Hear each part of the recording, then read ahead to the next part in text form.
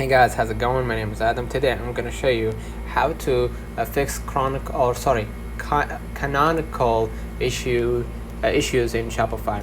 So to fix canonical issues on Shopify, first check canonical tags. Go to the online Shopify store themes and then customize and verify that canonical tags are correctly pointing to the preferred version of each page, and then set a preferred domain. Go to the online store preferences, under the search engine listing preview, set your preferred domain with or without www, and then avoid duplicate content. Ensure your the product page and collections and blog posts are unique and not duplicated, and install apps like SEO Manager or plugin SEO to help manage and fix canonical tags.